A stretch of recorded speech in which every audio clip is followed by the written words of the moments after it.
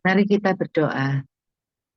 Bapa di surga, terima kasih Bapa, kami kembali datang kepadamu. Kami sudah memuji, memuliakan nama-Mu.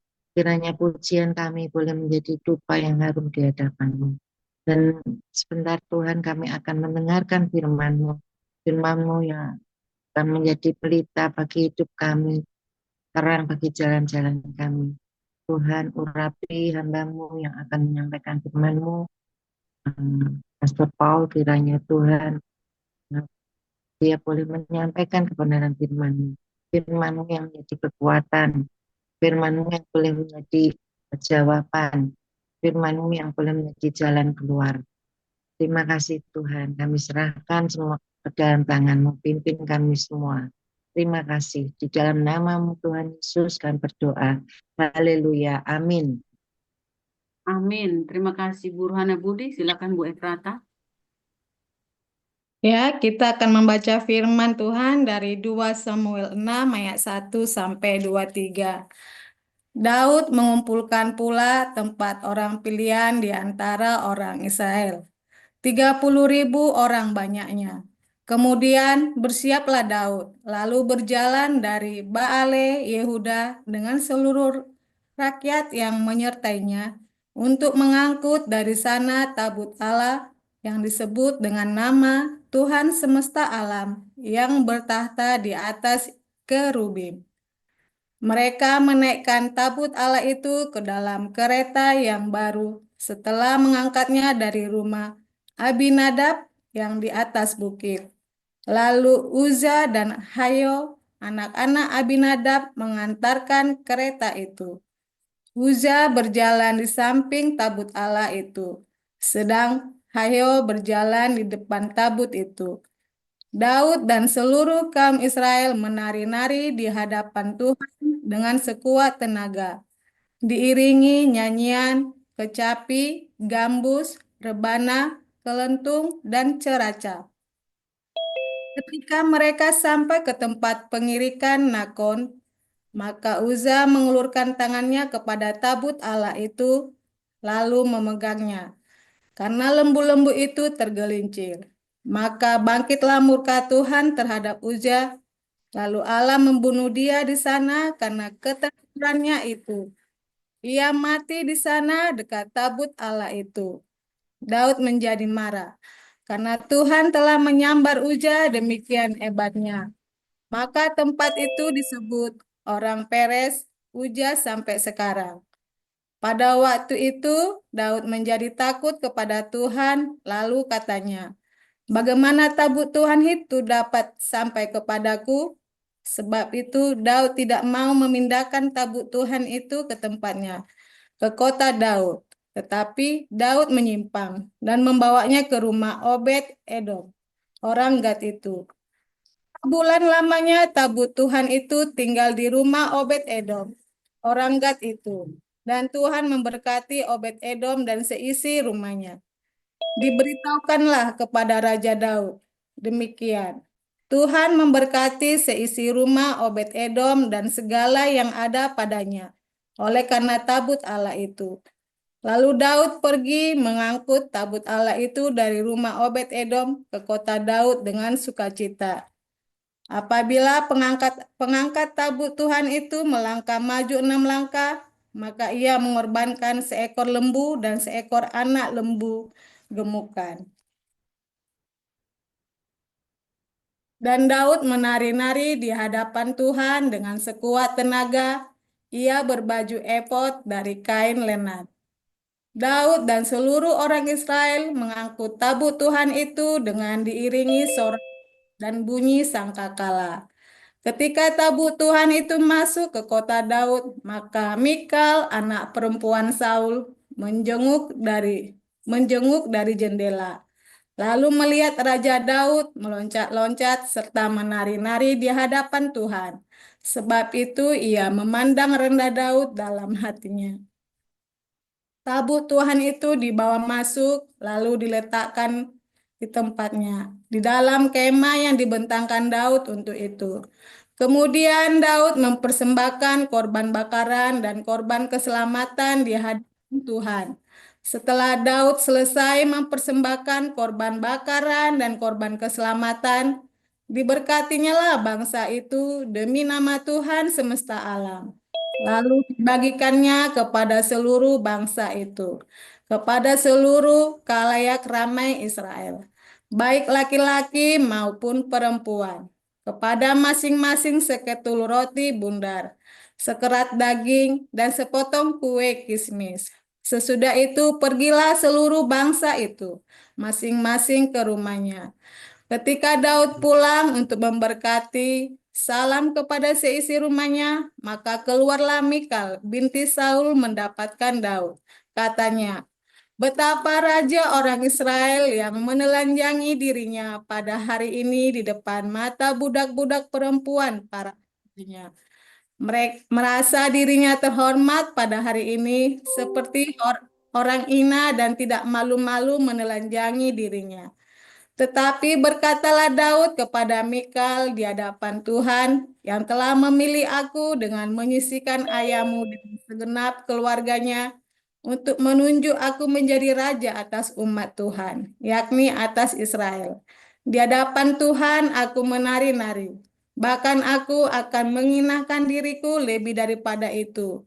Engkau akan memandang aku rendah, tetapi bersama-sama budak-budak perempuan yang kau katakan itu, bersama-sama mereka lah aku mau dihormati.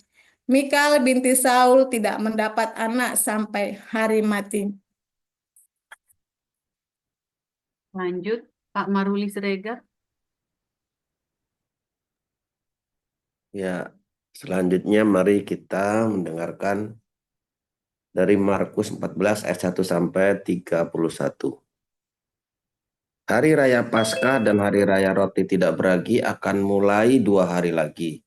Imam-imam kepala dan ahli-ahli Taurat mencari jalan untuk menangkap dan membunuh Yesus dengan tipu muslihat. Sebab mereka berkata, jangan pada waktu perayaan supaya jangan timbul keributan di antara rakyat.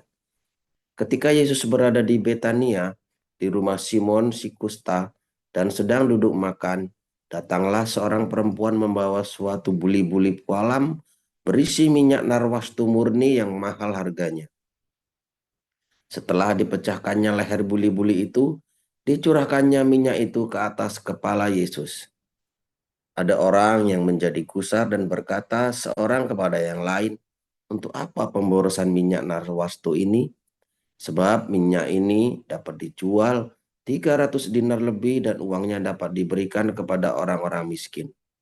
Lalu mereka memarahi perempuan itu. Tetapi Yesus berkata, biarkanlah dia, mengapa kamu menyusahkan dia? Ia telah melakukan suatu perbuatan yang baik padaku. Karena orang-orang miskin selalu ada padamu, dan kamu dapat menolong mereka bila mana kamu menghendakinya. Tetapi aku tidak akan selalu bersama-sama kamu. Ia telah melakukan apa yang dapat dilakukannya. Tubuhku telah diminyakinya sebagai persiapan untuk penguburanku. Aku berkata kepadamu, sesungguhnya di mana saja Injil diberitakan di seluruh dunia, apa yang dilakukannya ini akan disebut juga untuk mengingat dia. Lalu pergilah Yudas Iskariot, salah seorang dari ke-12 murid itu kepada imam-imam kepala dengan maksud untuk menyerahkan Yesus kepada mereka. Mereka sangat gembira waktu mendengarnya dan mereka berjanji akan memberikan uang kepadanya. Kemudian ia mencari kesempatan yang baik untuk menyerahkan Yesus. Pada hari pertama dari hari raya roti tidak beragi, pada waktu orang menyembelih domba Paskah, murid-murid Yesus berkata kepadanya, ke tempat mana engkau kehendaki kami pergi untuk mempersiapkan perjamuan Paskah bagimu? Lalu ia menyuruh 2 orang muridnya dengan pesan, pergilah ke kota. Di sana kamu akan bertemu dengan seorang yang membawa kendi berisi air. Ikutilah dia. Dan katakanlah kepada pemilik rumah yang dimasukinya, pesan guru, di manakah ruangan yang disediakan bagiku untuk makan Paskah bersama-sama dengan murid-muridku? Lalu orang itu akan menunjukkan kamu sebuah ruangan atas yang besar, yang sudah lengkap dan tersedia. Disitulah kamu harus mempersiapkan perjamuan Paskah untuk kita. Maka berangkatlah kedua murid itu, dan setibanya di kota didapati mereka semua seperti yang dikatakan Yesus kepada mereka. Lalu mereka mempersiapkan Paskah. Setelah hari malam, datanglah Yesus bersama-sama dengan ke-12 murid itu.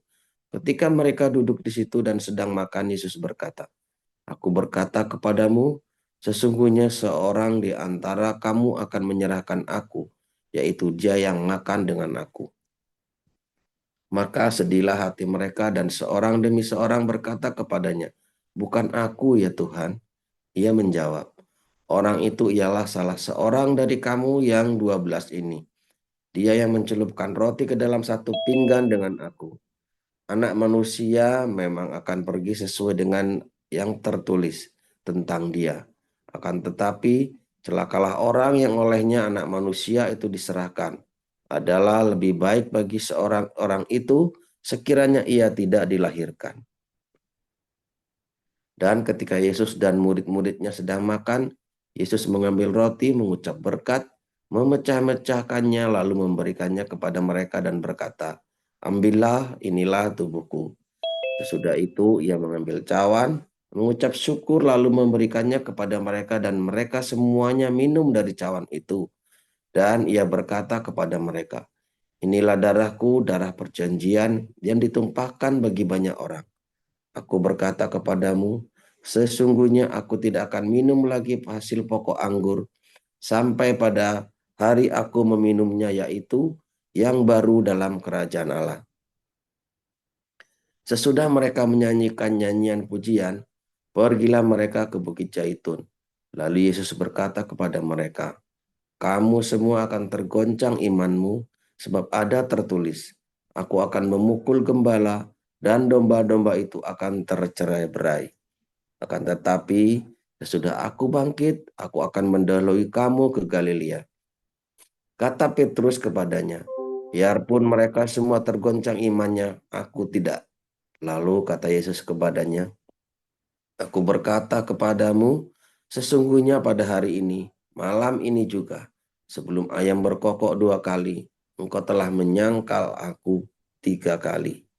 Tetapi dengan lebih bersungguh-sungguh Petrus berkata, "Sekalipun aku harus mati bersama-sama engkau, aku tak akan menyangkal engkau." Semua yang lain pun berkata demikian juga. Lalu sampailah Yesus dan murid-muridnya ke suatu tempat yang bernama Getsemani. Kata Yesus kepada murid-muridnya, "Duduklah di sini, sementara aku berdoa." Dan ia membawa Petrus, Yakobus, dan Yohanes sertanya. Ia sangat takut dan gentar. Lalu katanya kepada mereka, "Hatiku sangat sedih, seperti mau mati rasanya. Tinggallah di sini dan berjaga-jagalah." Ia maju sedikit, merebahkan diri ke tanah, dan berdoa supaya sekiranya mungkin saat itu lalu daripadanya. Katanya, "Ya Aba, ya Bapa, tidak ada yang mustahil bagimu. Ambillah cawan ini daripadaku. Tetapi janganlah apa yang aku kehendaki, melainkan apa yang Engkau kehendaki."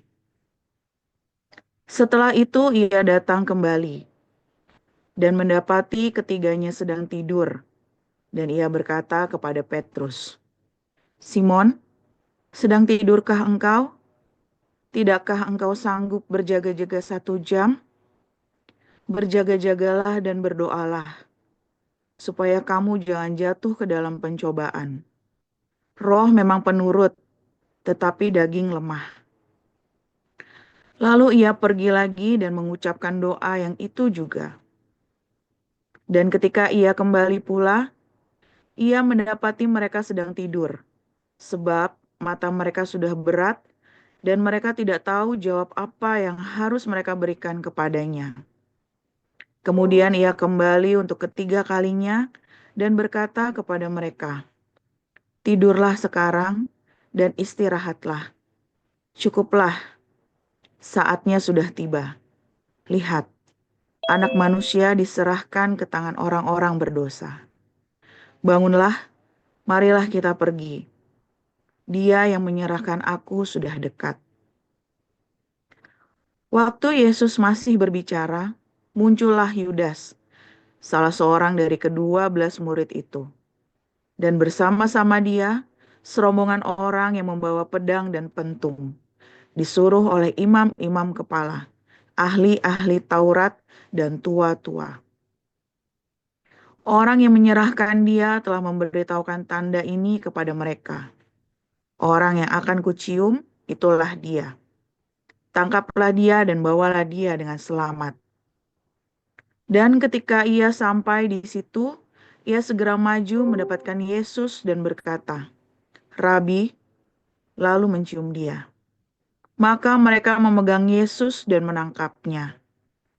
Salah seorang dari mereka yang ada di situ menghunus pedangnya, lalu meletakkannya kepada hamba imam besar sehingga putus telinganya. Kata Yesus kepada mereka, "Sangkamu aku ini penyamun, maka kamu datang lengkap dengan pedang dan pentung untuk menangkap aku. Padahal tiap-tiap hari aku ada di tengah-tengah kamu mengajar di bait Allah. Dan kamu tidak menangkap aku, tetapi haruslah digenapi yang tertulis dalam kitab suci." Lalu semua murid itu meninggalkan dia dan melarikan diri. Ada seorang muda yang pada waktu itu hanya memakai sehelai kain lenan untuk menutup badannya, mengikuti dia. Mereka hendak menangkapnya, tetapi ia melepaskan kainnya dan lari dengan telanjang. Kemudian Yesus dibawa menghadap imam besar. Lalu semua imam kepala, tua-tua, dan ahli Taurat berkumpul di situ. Dan Petrus mengikuti dia dari jauh, sampai ke dalam halaman imam besar. Dan di sana ia duduk di antara pengawal-pengawal sambil berdiam dekat api. Imam-imam kepala, malah seluruh mahkamah agama mencari kesaksian terhadap Yesus supaya ia dapat dihukum mati. Tetapi mereka tidak memperolehnya. Banyak juga orang yang mengucapkan kesaksian palsu terhadap dia. Tetapi kesaksian-kesaksian itu tidak sesuai yang satu dengan yang lain. Lalu beberapa orang naik saksi melawan dia dengan tuduhan palsu ini.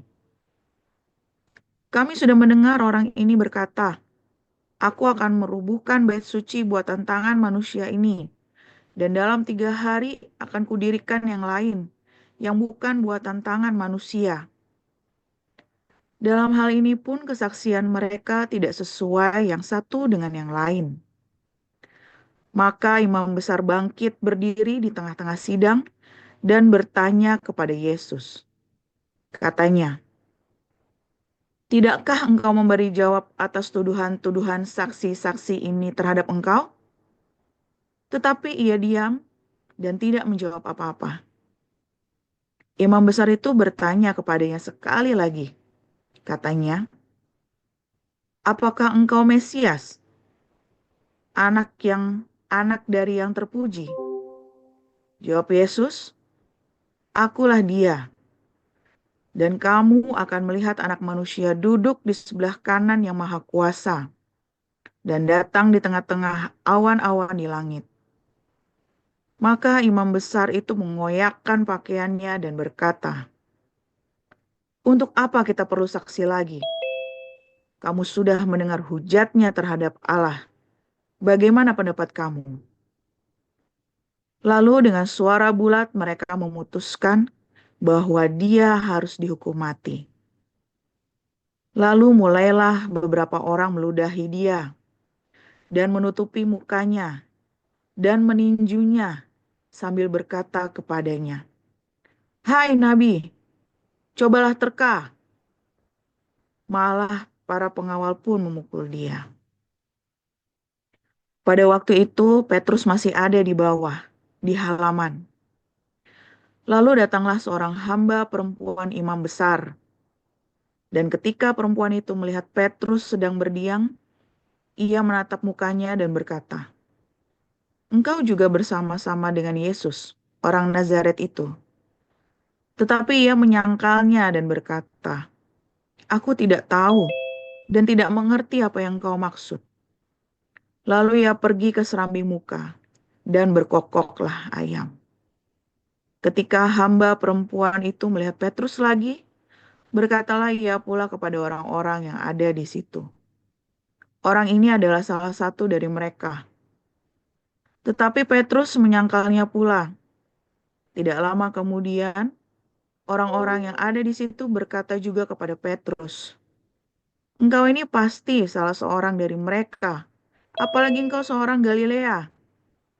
Maka mulailah Petrus mengutuk dan bersumpah, "Aku tidak kenal orang yang kamu sebut-sebut ini." Dan pada saat itu berkokoklah ayam untuk kedua kalinya. Maka teringatlah Petrus bahwa Yesus telah berkata kepadanya, "Sebelum ayam berkokok 2 kali, engkau telah menyangkal aku 3 kali." Lalu menangislah ia terseduh-seduh. Demikian firman Tuhan. Ya, terpujilah Tuhan kita, Yesus Kristus. Terima kasih para lektor yang sudah membacakan ayat Alkitab pada pagi hari ini. Bu Efrata, Pak Maruli, dan Bu Ayu Anggreni. Kita akan mendengarkan renungan embun pagi ini dengan judul Bait Suci Ketiga oleh Dr. Joseph Pauljang. Silakan Pak Pastor Joseph Pauljang. Haleluya, luar biasa. Biasanya sudah dipin ya, thank you. Jadi saudara, ini bait suci ketiga ini entah kesekian kalinya ya, saya cerita tentang bait suci ketiga ini, saudara ya. Apakah bait suci ketiga ini akan dibangun, saudara?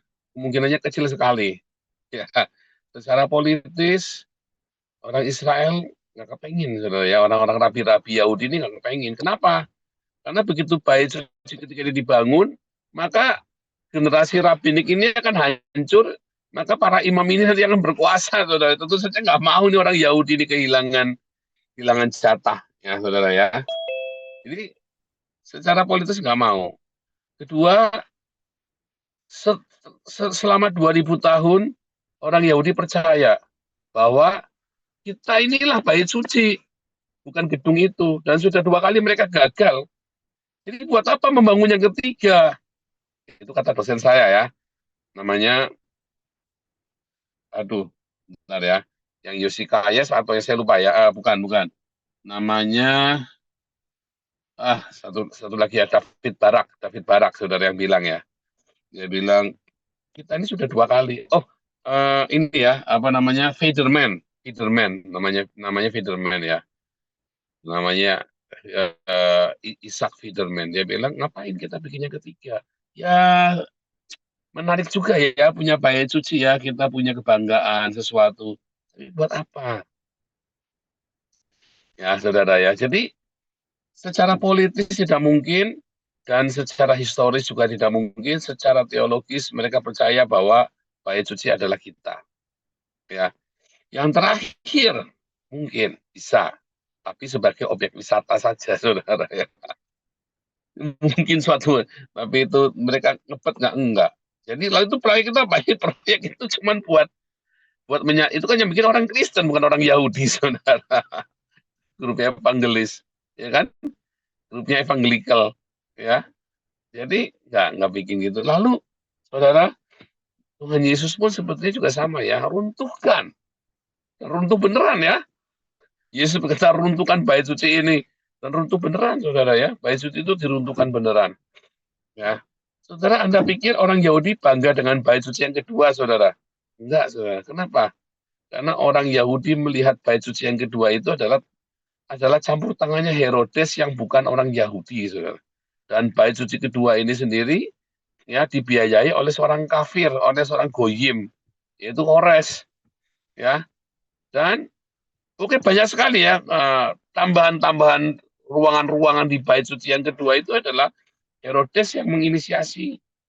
Jadi harusnya bait suci itu disesuaikan dengan apa yang ada Tuhan suruh.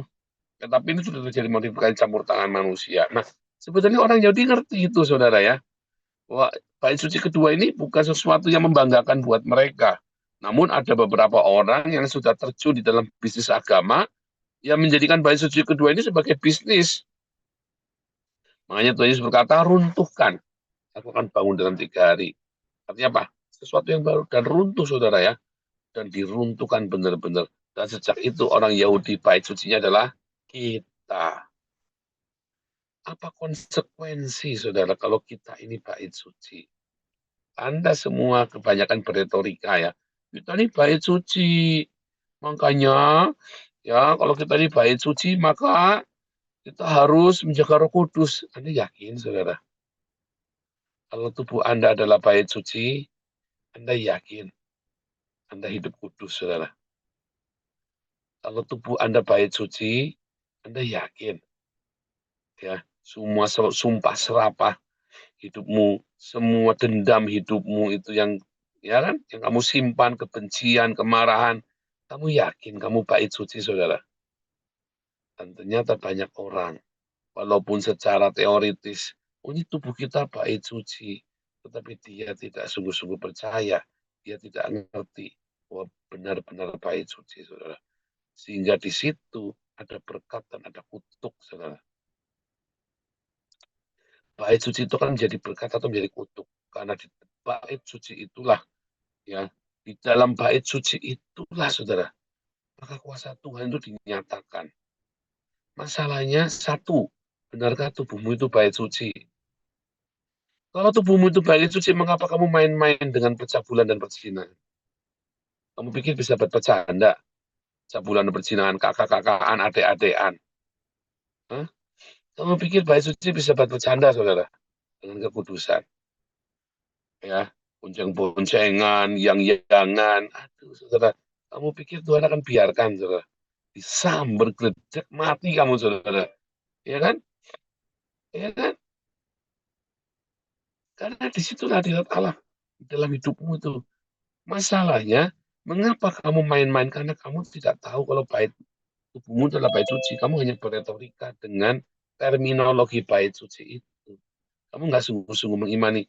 Nggak heran, tidak ada hadirat Tuhan dalam hidupmu. Makanya akhirnya hidupmu juga serampangan mainan.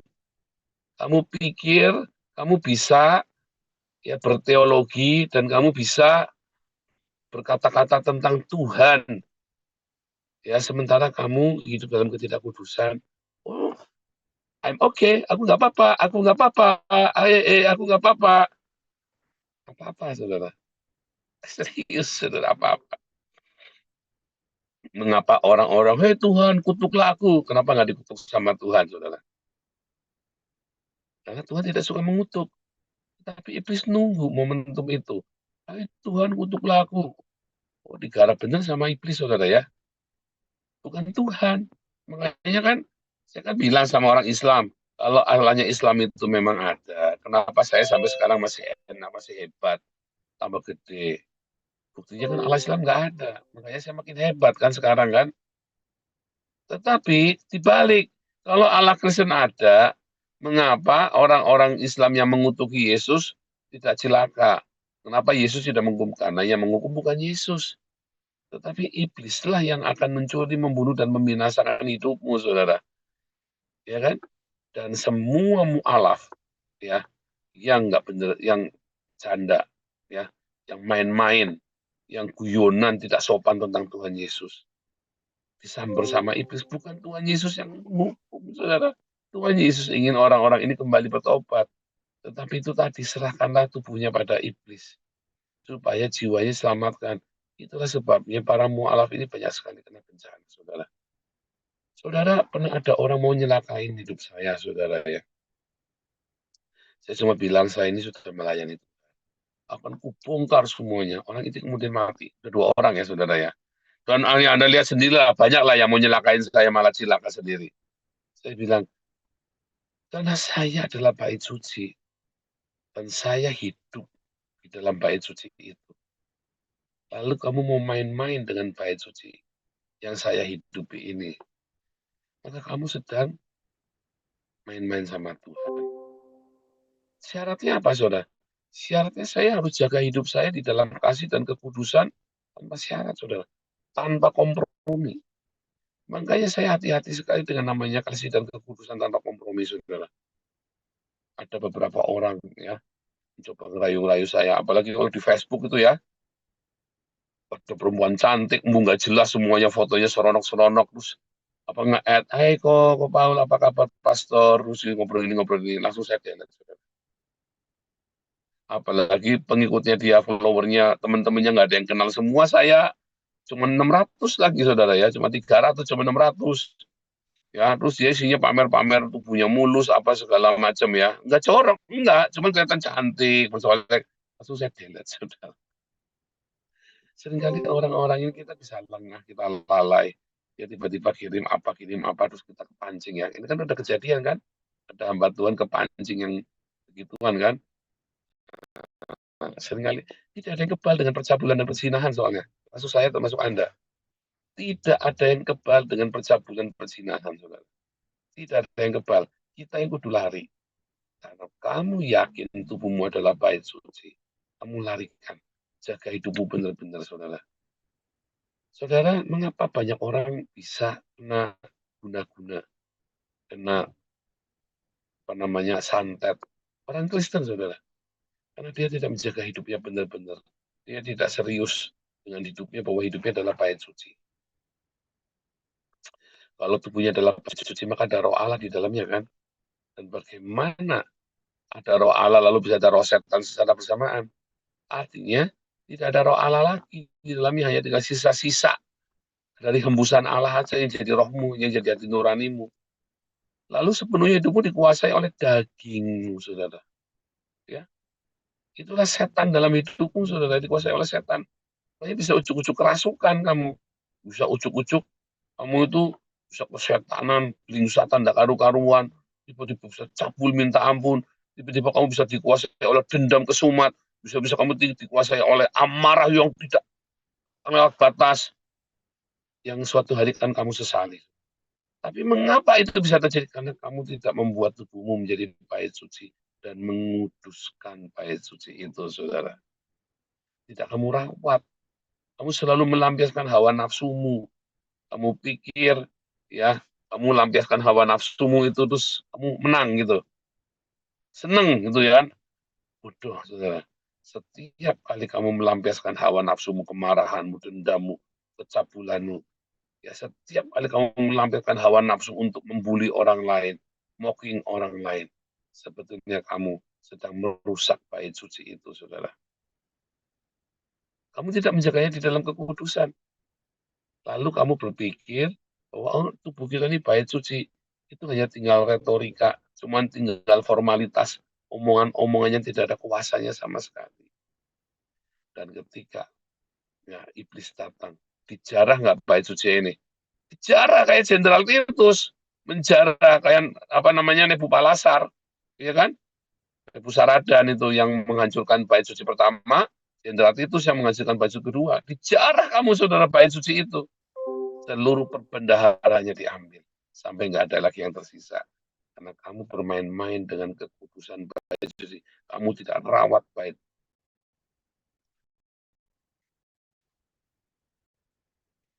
Ini siapa nih yang ketik-ketik nih? Yang ketik-ketik siapa nih ya? Tolong di anu dong. Tolong siapa Oh. itu layarnya dimain-mainin? Udah, Pastor, sudah. Iya. Ya, jadi saudara jangan main-main ya, saudara ya, dengan kekudusan bait suci itu. Karena kamu akan dijarah oleh iblis. Jarah seluruh perbendaharanya sampai nggak ada yang tersisa lagi. Sampai kamu cuma punya tinggal tembok ratapan. Akhirnya di sisa hidupmu, kamu hanya bisa meratap saja, saudara. Karena kamu main-main dengan kekudusan bait suci, dengan kekudusan dalam hidupmu. Di dalam komunitas ini saya selalu mengingatkan, hati-hati. Saya sudah memberi contoh. Ya, kalau hidupmu tidak kudus, semua yang kamu kerjakan, emas pun jadi tai. Serius, saudara. Kamu pegang apapun akan jadi tai, saudara. Tapi kalau hidupmu kudus, saya selalu bilang sama Wisely, jaga hidup dalam kekudusan. Saya bilang sama anak saya Miracle, jaga hidupmu dalam kekudusan. Ketika kamu hidup kamu kudus, sial-sialnya kamu, pasti selalu ada pertolongan. Tetapi kalau kamu hidupnya tidak kudus, kamu harus meraih keberhasilanmu dengan cucuran air mata. Keringatmu itu bercucuran air mata dan bercucuran darah. Tapi kalau kamu hidup di dalam kekudusan, maka semua yang kamu lakukan akan diberkati oleh surga. Kenapa? Karena ada tabut perjanjian yang ada dalam bait suci itu, saudara, yang menjadi hadirat Allah. Makanya rumahnya Obed-Edom diberkati. Tapi kalau kamu main-main, saya kan sudah ngelewatin masa-masa itu, saudara ya. Saya korbankan anak istri saya. Lainnya saya main-main, saudara. Saya kompromi. Ya, cuma ngicip-ngicip. Oh, hati-hati, saudara. Pencuri datang untuk mencuri, membunuh, dan membinasakan. Kamu kompromi dikit aja, kamu main-main. Rampok. Iblis itu akan merampok bisa-bisa hidupmu, saudara. Ya, istilahnya, saudara ya, kamu ada lubang sedikit aja, setan masuk. Saudara. Lubang sedikit saja, habis kamu. Jangan pernah bermain-main dengan percabulan, perzinahan, dendam di hatimu, amarah yang tidak terkendali. Hati-hati, saudara. Ingat-ingat, saudara ya, amarah yang tak terkendali, dendam, ya, percabulan, perzinahan, itu akan menghancurkan seluruh kesucian dalam hidup. Ya, saudara, ingat-ingat sekali lagi, tubuh kita ini adalah bait Allah, di mana Roh Kudus berdiam. Tetapi ketika kamu tidak jaga kesucian bait Allah itu, maka Roh Kudus akan tinggalkan kamu, saudara. Dan saat Roh Kudus tinggalkan kamu, maka pencuri datang untuk mencuri, membunuh, dan membinasakan. Datanglah Nebuzaradan, datanglah Jenderal Titus, Nebukadnezar, ya kan, Vespasius, ya kan, datanglah si Caligula, Nero, menjara hidupmu, saudara. Menjara bait suci dalam hidupmu. Ya, ingat-ingat, saudara, jangan bermain-main dengan kekudusan. Harga mati, saudara. Sebab tanpa kekudusan, tidak seorang pun melihat Allah. Tanpa kekudusan, kamu tidak akan bisa punya kasih yang benar. Cintamu itu akan cabul. Cintamu itu akan korup. Cintamu itu akan menjadi kejenuhan dan kejijikan. Karena apa? Karena kamu tidak jaga hidupmu yang benar bait suci itu. Hadirat Allah itu, saudara ya. Tuhan Yesus memberkati.